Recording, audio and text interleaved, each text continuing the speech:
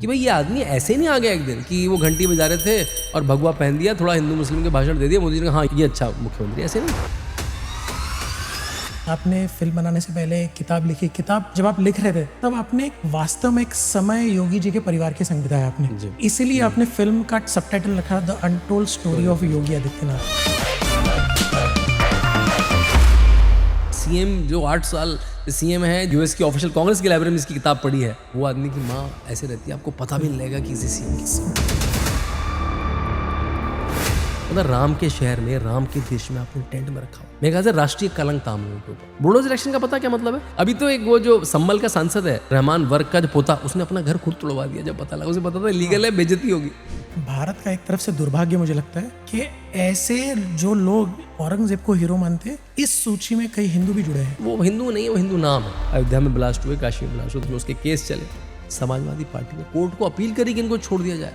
जो उत्तर प्रदेश चला आ रहा था कि मायावती का करप्शन बढ़ा है कि मुलायम का बढ़ा है, मुलायम का बढ़ा है कि अखिलेश का बढ़ा है, हमारे यही डिबेट थी किसने कितना लूटा। तो उनको पता है कि योगी आदित्यनाथ के सामने ऐसा कुछ लेके जाओगे तो उड़ा दिए जाओगे। 19 साल पार्लियामेंट में रहे, उनकी 80-90% पार्लियामेंट में अटेंडेंस होती थी। मैंने उसी टाइम में राहुल गांधी की अटेंडेंस कंपेयर करी। बिलो एवरेज है। बिलो एवरेज नहीं, 50 का 5 बाबा। अगर मैं HR मैनेजर हूँ कांग्रेस का, तो मुझे क्या करूँ, अक्कड़ बक्कड़ बम्बे में खेलना, सोनिया गांधी, राहुल गांधी, जहां मेरी उंगली रुकी उसको बनाना, और ऑप्शन नहीं मेरे पास। 1 डिस्ट्रिक्ट 1 माफिया, 10,000 लोगों की लिस्ट बनी। Can you imagine that? और ये लोग कौन है? 50 मर्डर करे, उनमें से आधे लोग MLA MP बन के बैठे हैं। जिस दिन मुख्तार अंसारी के लड़के को मारा था, सबा शायद नाम था उसका, उस दिन अजय राणा को भी मारा था पुलिस ने। 3-4 हजार लोग पकड़े गए, जो नहीं पकड़े गए वो भाग गए, फिर उनमें शूट आउट हुए, तो 150 लोग ऊपर चले गए। तब उत्तर प्रदेश एकदम से थमा। 1-1.5 साल तो उत्तर प्रदेश में कोहराम था। सोचिए उत्तर प्रदेश में, मैं नंबर भुला, करीब 70,000 एकड़ लैंड, एक छोटे स्टेट की लैंड होती है, उतनी लैंड रिकवरी हुई है। चलो मान लेते हैं, कल अगर योगी आदित्यनाथ जी, मैं आदित्यनाथ योगी प्रधानमंत्री की शपथ लेते हैं, ईश्वर की शपथ लेता हूँ कि तो पहले 24 घंटे में वो क्या निर्णय लेंगे?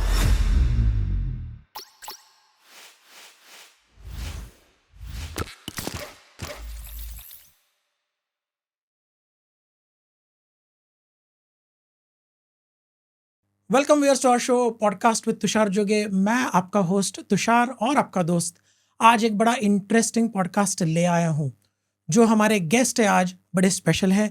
ही is a author, he writes books and he has also recently made a movie. He is also political activist. हमारे जो गेस्ट स्पीकर है आज, he is mister Shantanu Gupta. Shantanu Gupta ji, जिन्होंने योगी आदित्यनाथ पे सिर्फ 1-2 नहीं लेकिन 3 किताबें लिख डाली, और वहीं नहीं रुके, उन्होंने अब नई एक फिल्म भी बनाई है जिसका नाम है अजय।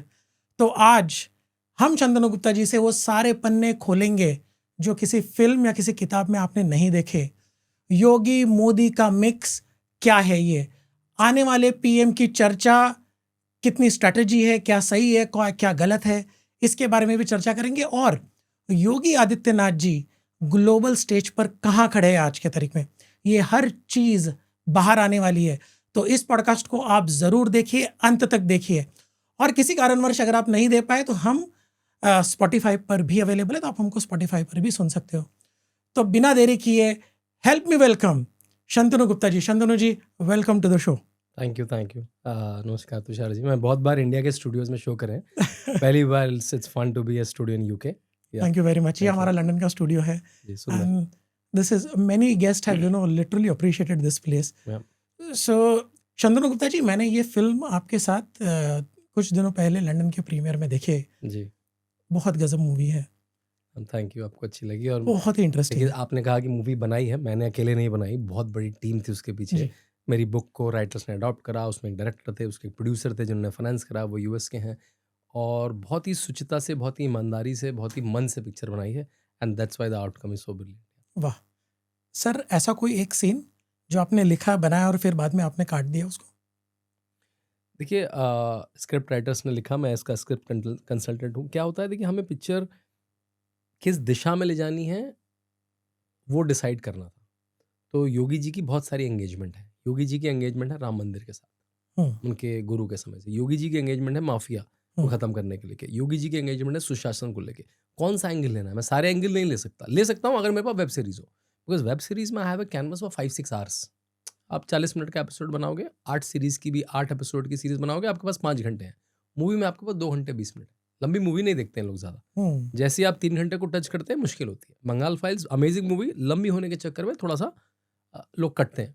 तो हमें 2 घंटे 20 मिनट 30 मिनट का प्ले था, तो उसमें then it's like you baby की इसको छोड़ूं कि उसको छोड़ूं।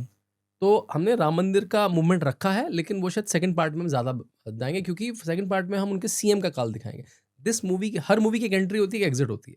Are movie enters when he is 10 years of age. तो जो सीन है वो बड़ा जक्सटापोज कर रहा है। इधर मुख्तार अंसारी किसी को मार रहा है, और उस बात की खबर रेडियो में योगी आदित्यनाथ एक बालक 10 साल का बालक सुन रहा है। मतलब कहना है कि जब मुख्तार अंसारी का आतंक चल रहा है तो एक योगी पैदा हो रहा है भारत, जो एक एडमिनिस्ट्रेटर पैदा हो रहा है। तो हमने 10 साल में एंट्री ली है मूवी में, और हमने सीएम काल पे एग्जिट लिया। मतलब जब वो 46 के थे, तो हमने कम से कम 35-36 साल का उनका जीवन दिखाया है। तो हाँ, तो ठीक है, आपने जो पूछा कि बहुत सारी चीज़ें हमें हटानी पड़ी मूवी में से, लेकिन वो दिमाग में तो हैं, सेकंड पार्ट में, थर्ड पार्ट में, वेब सीरीज में कहीं तो आएंगी। इनफैक्ट इसमें इस मूवी के साथ एक इंटरेस्टिंग बात है जो आपने पता नहीं नोटिस करी नहीं करी।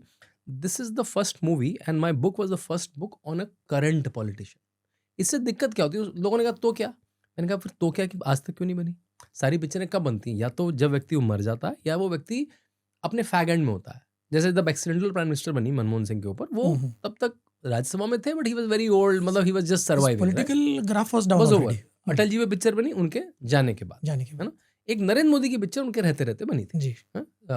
लेकिन अधिकतर पिक्चरें जैसे थलाईवी बनी जयललिता पे, बाद में बनी, ठाकरे बनी, बाद में बनी, वायएसआर के मरने के बाद बनी।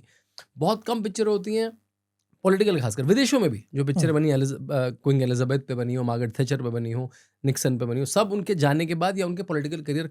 दिक्कत क्या है, जब आप लाइव पे बनाते हो तो लोग कंपेयर कर पाते हैं, रोज देख रहे हैं लोग उसको, न्यूज़ में देख रहे हैं, सामने से देख रहे हैं, तो यार ये तो वैसा है नहीं है, तो आपके पास चैलेंज और हो जाता है, आपकी स्क्रूटनी और बढ़ जाती है। तो इस स्क्रूटनी से नॉर्मली डायरेक्टर्स प्रोड्यूसर्स बचते हैं कि यार नहीं, बाद में बनाएंगे, बाद में ठीक है, बात गई रात गई, बात गई, बाद में आप कुछ भी कह लो। तो हमारे लिए कोई योगी आदित्यनाथ कहते हैं ये तो नहीं, ऐसा नहीं हुआ था, ऐसा हुआ था। तो we have to be very true to research. Fact checks पे बहुत गोरखपुर से मुझे रोड फैक्ट चेक आ रहा है, वो तो ये नहीं था, वो ये था, है ना। वो एक आदमी गोरखपुर में कॉल करता है, भैया आपने हमें नहीं दिखाया पिक्चर में, हम तो 30 साल से हैं बाबा के साथ। भाई I can only show 5-6 characters around him, right, जो मेरी स्टोरी को सपोर्ट कर रहे हैं। तो इसमें लाइव स्क्रूटनी बहुत होती है जब when you put to live character. Shantanu ji, live scrutiny के विषय में जो आपने बात कही, एक बात बताइए, तो ऐसी कौन सी अफवाहें थी जो सच निकली, और ऐसी कौन सी अफवाहें थी जो झूठ निकली? अफवाहें थी मतलब कैसे? कोई भी अफवाह अगर हो सकता है, योगी जी पे अगर कोई अफवाहें फैल रही हो कैसे यूपी में, तो कौन सी वो सच थी? देखिए, मेरे साथ तो एडवांटेज था कि मैंने स्क्रिप्ट इज ए अडॉप्शन, मेरी बुक तो पहले से अवेलेबल है ना, तो सारा रिसर्च कंटेंट जो बुक में था या बुक में नहीं था, जैसे मैंने बुक में भी कुछ चीज़ें छोड़नी पड़ी मुझे, बुक का भी सेम होता है कि भाई योर पब्लिशर में से नहीं, ये ज़्यादा हो रहा है, ये समझ में नहीं आ रहा, ये कंटेंट अच्छा है लेकिन इस बुक में रेलेवेंट नहीं है। तो एक तो मेरी बुक थी, तो हमारे पास बेस लाइन थी। तो the movie Ajay the untold story of Yogi is based on my book the monk who became chief minister. तो पूरी रिसर्च पहले से थी, तो हमें कुछ अफवाह थी नहीं थी उस पर रिलाई नहीं करना पड़ा, वो सारा टॉपिक बुक में पहले ही सेटल हो चुका है, तो इसलिए हमें ये दिक्कत आई नहीं। और हमने कुछ एक्स्ट्रा रिसर्च भी ली जो मेरी बुक के बाहर की भी है, और वो सब पिक्चर में आपने देखा ही है। सर एक बात बताइए, जैसे आपने उस दिन बताया था कि ये जो आपने फिल्म बनाई, आपने फिल्म बनाने से पहले किताब लिखी, किताब जब आप लिख रहे थे तब आपने वास्तव में एक समय योगी जी के परिवार के संग बिताया आपने जी। आपने परिवार उनके पिताजी के संग बिताया, उनसे हर कोई ऐसी कहानी सुनी जो ज़्यादातर लोगों को पता नहीं, इसीलिए आपने फिल्म का सबटाइटल रखा the untold story of Yogi Adityanath. Sir ऐसी कोई गॉसिप बाहर आई थी जो उनके पिताजी ने, उनके परिवार ने कंफर्म करी कि हाँ भाई ये गॉसिप थी और ये सही थी? देखिए, मैं गॉसिप तो नहीं कहूँगा, गॉसिप थोड़ा लूज वर्ड है। गॉसिप मतलब जो चीज़ हमें नहीं पता है ना। हाँ। और अनटोल्ड स्टोरी ऑफ योगी क्यों कहूँगा, क्योंकि मेरी किताब को छोड़ के वो बात कहीं नहीं है। उनके सीएम बनने के बाद से तो he is covered and over publish, सबने किताबें भी लिखी गई हैं, बहुत सारे आर्टिकल्स, बहुत सारा न्यूज़ में आता है। तो वो काल जो है 2017 टू टिल नाउ 2025, वो टाइम तो पता है लोगों को, people know about that period. लेकिन उनके पहले का बहुत लोगों को नहीं पता। उनके 19 साल पार्लियामेंटेरियन का थोड़ा बहुत पता है, उन्होंने संन्यास क्यों लिया, उनके माँ बाप कौन थे, वो कहाँ रहते थे, उनके घर में कौन लोग थे, ऐसे क्या फैक्टर्स थे जिससे वो योगी बने, ऐसे क्या फैक्टर्स थे जो आज के बुलडोजर बाबा का जो तेवर है वो बचपन से था या फिर संन्यास लेने के बाद आ गया। वो आपने मूवी में देखा भी होगा, छोटा सा बच्चा कह रहा मैं नहीं जाऊँगा ऋषिकेश, मैं नहीं जाऊँगा, मैं नहीं जाऊँगा, मैं नहीं जाऊँगा। 10 साल का बच्चे की इतनी हाँ आपको याद है आपने इतने अपने माँ बाप के अगेंस्ट में इतना कुछ रिवोल्ट करा आपने, जो माँ बाप ने कह दिया कि नहीं चाटा पड़ जाता था पहले तो। हाँ, ऐसी वो तो ऐसी वैसे ऐसी था। परवरिश होती थी पहले हाँ, तो। लेकिन वो बचपन से ही उसका एक से है हर चीज में, he was firm in his his decision. Form in decision, He knew what he he thinks. New. वहां पे उसके भाई के साथ लड़ाई हो रही है तो वो आगे होके लीड ले रहा है उसमें। हम्म, वो कह रहा है पुलिस स्टेशन में जब तक न्याय नहीं होगा मैं नहीं जाऊंगा यहाँ से। हम्म, मतलब वो पिटने को तैयार है पुलिस से, बट वो जब तक न्याय नहीं होगा, अब वो खुद न्याय की कुर्सी में है, वो अलग बात है। उसने कहा न्याय की कुर्सी में बैठे आप न्याय कीजिए, आपको उसी याद होगा। correct, correct, correct. ठीक है, कॉलेज में लड़की के साथ कुछ बुरा हो रहा था, वो लीड लेके वेल्डिंग कर दे रहा है ना। Correct. कोई और भी तो इतने सारे बच्चे थे ना, कोई और भी तो कर सकता था। वो बच्चा एक मर जाता है, जो अधमरा बच्चा होता है उसको वो कंधे पे उठा के ले जा रहा है, कोई रेडी नहीं हो रहा है कि इससे तो, और खुद बीमार हो जा रहा है आदमी। हैजा लग जाता है, कॉलेरा उनको होता है उसको, हैजा होता है, वो खुद बीमार होता है। तो आपको दिख रहा है कि लक्षण लीडर के पहले से ही है। पहले से। और ऐसा नहीं किसी बहुत बड़े परिवार से आता, फॉरेस्ट रेंजर थे पिताजी, हम्म। 7 परिवार छोटे से गांव में रहते थे। पंचूर बिल्कुल रिमोट है। मुझे याद है जब मैं पहली बार पंचूर गया तो पहले तो पंचूर गांव नहीं मिला हमें। हम्म, पंचूर खेड़ा, पंचूर नगर, मैंने कई नाम थे उस नाम के। तो और किसी को ये बात भी नहीं पता है कि योगीनाथ के पेरेंट्स कहाँ रहते हैं। हम्म, सोचो तो शहर में बात होती है वो उनका घर है, ये उन लोगों का घर है, किसी को कोई किसी को मतलब ही नहीं, कोई वहाँ पे कोई सेलिब्रिटी मूवमेंट ही नहीं है वहाँ पे। सही है। और वर्सेस आप कभी अखिलेश यादव का घर देखिएगा, एक विक्रमादित्य मार्ग पे एक महल जैसा 24,000 स्क्वायर फुट में घर बना है। वो ऐसा लगता है हर चीज उसकी व्हाइट और गोल्ड से है बिल्कुल। क्या बात। तो वो घर और इनका घर बिल्कुल एक 3 कमरे का, गाय बंधी हुई है, अनजमिंग सा नीला पटा सा घर है। तो पहले ढूंढते ढूंढते घर मिला। फिर हम वो गाड़ी लेके भी नहीं जा सकते वहाँ से, बाइक भी हम लोग चलाएं तो गिर जाएंगे, वो वहीं के लोग चला सकते हैं बिल्कुल एक मेड़ में चलती चलती। तो पैदल पहाड़ी, बिल्कुल पहाड़ी में एक छोटा सा हैमलेट है, उसमें होंगे 50-100 घर होंगे, वहाँ उनका घर है, वहीं उनकी माँ आज भी रहती है। Can you imagine that? CM जो 8 साल सीएम है, जिनकी चर्चा मतलब मैं उनकी किताब जो है ये ऑक्सफोर्ड की लाइब्रेरी में, कैम्ब्रिज की लाइब्रेरी में, ब्रिटिश लाइब्रेरी में, यूएस की ऑफिशियल कांग्रेस की लाइब्रेरी में इसकी किताब पढ़ी है, जिसकी मूवी बन रही है तो वॉशिंगटन डीसी से लेकर लंदन तक रिलीज हो रही है। वो आदमी की माँ ऐसे रहती है, आपको पता भी नहीं लगेगा कि किसी सीएम की। वास्तव में सन्यासी है वो। आज तक के अपने सन्यास लिया था उनको 22 साल में, अभी वो करीब उनको 25 साल हो चुके हैं। वो 5 बार भी अपने घर या उसके आसपास नहीं गए। वो भी तब जब उत्तराखंड के किसी दौरे पे गए, किसी रैली पे गए, किसी ने कह दिया तो माँ को हॉस्पिटल में देखने चले गए, या अपने कुछ को बुला दिया। कोई फेवर नहीं किसी के साथ। उनके एक भाई किसी स्कूल में टीचर हैं कंप्यूटर के, उनके एक भाई फौज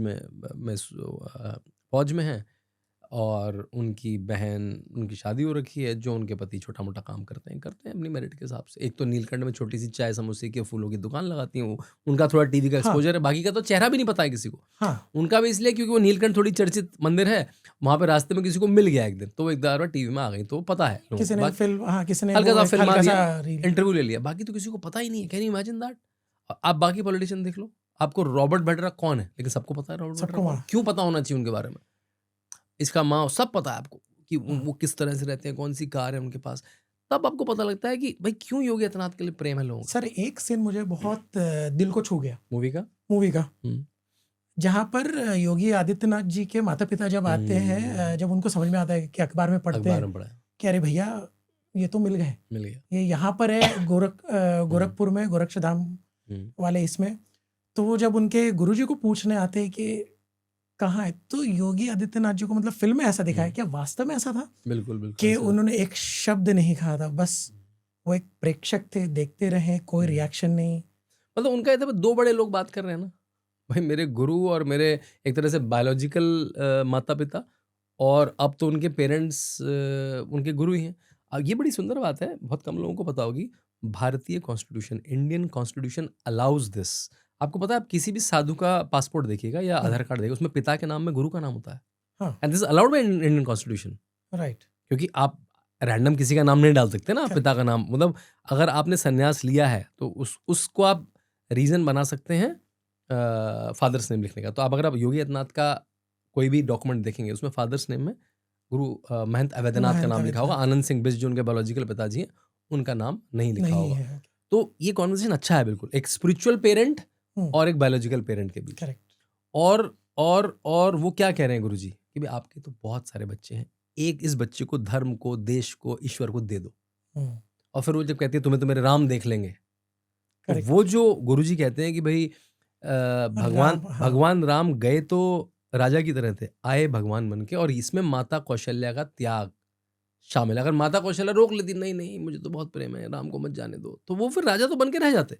लेकिन भगवान उस जर्नी ने बनाया, उस जर्नी में जो उन्होंने हार्डशिप देखी, उस हार्डशिप पे उन्होंने जैसे रिएक्ट करा, उसलिए उन्होंने कभी मर्यादा नहीं छोड़ी, तो वो मर्यादा पुरुषोत्तम बन गए। तो वो उन्होंने बनाया। तो आपको अगर इस बच्चे को निखारना है, बड़ा करना है, तो उसको तपना पड़ेगा। एक डायलॉग भी है, वो कहते हैं मेरे बच्चे को क्यों बाहर भेज दिया, तो पति पत्नी आपस में बात कर रहे हैं, बोलते हमारा सबसे काबिल बेटा है, कुंदन को तपने दो सावित्री। तो तपे बिना देखिए, मतलब तभी आपने देखा है ना, जो बहुत बड़े लोग हैं उनके बच्चे के भी बड़े अक्सर बड़े नहीं बन पाते, क्योंकि वो बचपन से सिल्वर स्पून में पैदा होते हैं, सब कुछ है। तो अगर आप बड़े भी हैं तो हिदायत है कि थोड़ा स्ट्रगल कराइए बच्चे को। भारत में रहते हैं, थोड़ा बसों में धक्के खाने दीजिए, मेट्रो में धक्के खाने दीजिए, ड्राइवर गाड़ी के साथ मत भेजिए हर बार। थोड़ा फिगर आउट करने दीजिए, थोड़ा ईगो हर्ट होने दीजिए, थोड़ी बेइज्जती होने दीजिए, तब जाके। हर जगह बिल्कुल आप हुज हूं में बिठा देंगे हर बार, तो जिस दिन नहीं बैठेगा उस दिन इतनी बेइज्जती फील करोगे कि मर जाएगा बच्चा। एग्जैक्टली। वो स्ट्रेस ले नहीं पाएगा, वो स्ट्रेस लेने की हैबिट होनी चाहिए, ईगो हर्ट होने की हैबिट होनी चाहिए, काम खराब होने की, फेलियर की हैबिट होनी। हर चीज में तो सक्सेसफुल नहीं होंगे ना। आपका हर पॉडकास्ट नहीं चलता है ना, 4 चलेंगे 4 नहीं चलेंगे, उसकी हैबिट होनी चाहिए कि फिर मैं दोबारा करूंगा, फिर मैं दोबारा करूंगा, फिर मैं दोबारा करूंगा। तो returning back always, even after a failure. Exactly. Success के बाद तो आप आ ही जाते हैं दोबारा कि अब मैं बड़ी सक्सेस लूंगा, लेकिन फेलियर के बाद दोबारा you have to collect yourself. Exactly. तो शंतनु जी, ये फिल्म से थोड़ा भी हटके योगी मॉडल पे जाते हैं जी, थोड़ा पॉलिटिकल फैक्टर को ध्यान में रखते हैं। पार्ट 2 में सब आएगा वैसे। ये योगी मॉडल क्या है? कई लोग कंफ्यूज होते हैं। आज प्रदेश में जब लंदन में हम लोग जब बैठते हैं, कई सारी प्रवासी भारतीयों से जब हम लोग बात करते हैं, तो अभी भी उनको ये समझ में नहीं आता। भारत में भी कई जगह पर ऐसा है कि लोग समझते नहीं समझते, कंफ्यूजन है। क्या है योगी मॉडल आपके हिसाब से? अगर आप आर्टिकुलेट लोगों को क्या कंफ्यूजन है तो और मजा आएगा। आप मतलब जो भ्रांतियां अफवाहें क्या सुनते हैं, कुछ आपके दिमाग में आता है? लोग अक्सर कहते हैं कि योगी मॉडल क्या है, सिर्फ एक बुलडोजर मॉडल। हाँ, राइट। तो क्या है ये? देखिए, जब योगी जी सीएम बने 2017 में, तो वो पहले ऐसे मुख्यमंत्री होंगे जो 19 साल पार्लियामेंट में बिता के सीएम बने। लेकिन तो उल्टा होता है, आप सीएम रहते हैं, आप स्टेट की पॉलिटिक्स में रहते हैं, फिर आप सेंट्रल पॉलिटिक्स में जाते हैं। जैसे मोदी जी साथ हुआ, और भी बहुत सारे, जैसे वीपी सिंह पहले, आपको पता है वीपी सिंह उत्तर प्रदेश के मुख्यमंत्री भी रह चुके हैं 2 साल। और फिर वो मोरारजी देसाई पहले मुख्यमंत्री रहे गुजरात के, बाद में प्रधानमंत्री। ऐसे बहुत सारे उदाहरण आपको मिलते हैं। देवगौड़ा पहले वो मुख्यमंत्री रहे, बाद में प्रधानमंत्री बने। तो ऐसे आपको उदाहरण मिलेंगे। लेकिन 19 साल पार्लियामेंट में बिता के जब वो पहुंचे, तो उनको लॉ की बहुत चीज समझती, लॉ मेकिंग की समझती, कैसे शासन चलता है वो उसकी समझती। फिर आप आ जाइए गोरखपुर में वो क्या कर रहे हैं 19 साल से? डेली वो 300-400 लोगों का जनता दरबार ले रहे हैं। आपने मूवी में देखा भी होगा, आपने मूवी में देखा, लोग उनके पास आते थे। बल्कि हमारा जब मूवी का प्रोमो आया था, हमने बहुत सॉलिड डायलॉग था वो शिष्य बनने आया था, जनता ने उसे सरकार बना दिया। तो सरकार क्या है भाई? सरकार कौन है? जो किसी की प्रॉब्लम सॉल्व कर रही है। और जब मैं वहां पे गया गोरखपुर मठ में, मैं सीएम बनने से पहले भी जाता था, तो वहां पे गोरखपुर के नहीं बगल कई जिलों के लोग आए हुए। मैंने कहा भाई ये क्यों आए? भाई बलिया का आदमी गोरखपुर के सांसद से क्या निकालेगा? बलरामपुर का आदमी, गाजीपुर का आदमी, वो गोरखपुर के सांसद के पास क्यों आया है? क्योंकि उसको पता है भाई आदमी किसके पास जाता है, जो सॉल्व करते प्रॉब्लम, वो उनकी प्रॉब्लम सॉल्व कर देते। करना क्या है? डीएम को कॉल करना है। तो जो वो एक हमने डायलॉग बोला कि बाबा की चिट्ठी, चाहे सरकार किसी की हो, चिट्ठी बाबा की चलेगी। तो वो वहां पे था, अगर बाबा ने चिट्ठी लिख दी, डीएम को फोन कर दिया, तो पता है कि इतनी जेन्युइन रिक्वेस्ट होगी कि आदमी डिनाई कर ही नहीं पाएगा। तो ये था, ये तो उनकी समझ बनी। तो जैसी वो आए सीएम बने, तो उन्होंने पता था कि मुझे पहले तो अपने प्रदेश को माफिया फ्री करना है और प्रॉस्पेरिटी लानी है। ये उनके 2 ऑब्जेक्टिव थे, माफिया फ्री करना, और माफिया फ्री भी इसलिए करना है क्योंकि प्रॉस्पेरिटी आ ही नहीं पाएगी। प्रॉस्पेरिटी कैसे आएगी? प्रॉस्पेरिटी आएगी प्राइवेट इन्वेस्टमेंट से। प्रॉस्पेरिटी आएगी जब लोग धंधा लगाएंगे। लोग कहते हैं नौकरियां भाई गवर्नमेंट दे ही नहीं सकती। गवर्नमेंट की तो सारी नौकरियां मिला के 2 या 3-4% नौकरियां। अब क्या हो गया, अगर मेरे पास 4 क्लर्क हैं तो मैं 5 रख लूंगा, 4 क्लर्क तो 40 तो रख नहीं लूंगा भाई। गवर्नमेंट की तो जो रिक्वायरमेंट है उसका मैक्सिमम क्या कर सकते हो, जितने रिक्त पद हैं, जितनी वैकेंट पोजीशन, उसको आप भर दो, जो योगी जी ने भर दी। लेकिन उसके बाद जो बड़ी संख्या में नौकरियां आएंगी वो तो प्राइवेट इन्वेस्टमेंट से आएंगी। प्राइवेट से जब इन्फोसिस खुलेगी, जब टाटा की फैक्ट्री खुलेगी, जब अदानी की सड़कें बनेंगी, जब उसके पोर्ट बनेंगे, तभी आएगी। तो इन्वेस्टमेंट कैसे लाऊं? इन्वेस्टमेंट के लिए 3-4 शर्तें हैं। पहले तो बिजली आनी चाहिए, जनरेटर पे फैक्ट्रियां नहीं चलती। करेक्ट। हमारे यहाँ 10 घंटे बिजली आती थी, उत्तर प्रदेश में 17 से पहले हमारा पूरा कंजम्पशन 17,000 मेगावाट का था। अभी 30,000 से भी ज्यादा मेगावाट का है। पूरा 24 घंटे बिजली आती है, ठीक है। और 24 घंटे बिजली भी आती है। जब बिजली आती है लोगों ने गैजेट भी ज्यादा रख लिया ना भाई। पहले मैं फ्रिज रखता ही नहीं था घर में, कर क्या लूँ उस फ्रिज का जब वो चलना ही नहीं है 10 घंटे। तो गैजेट्स लोग कम रखते हैं ना जब बिजली कम आती है। तो सबसे पहली शर्त कि भाई मैं 24 घंटे बिजली लाऊंगा। फिर भाई जब लोग इधर से उधर सामान लेके जाएंगे तो मुझे रोड चाहिए, उत्तर प्रदेश में सड़क कहाँ है, गड्ढे कहाँ है, पता नहीं था। इस समय उत्तर प्रदेश भारत का नंबर 1 एक्सप्रेसवे प्रदेश है। वो कहावत थी।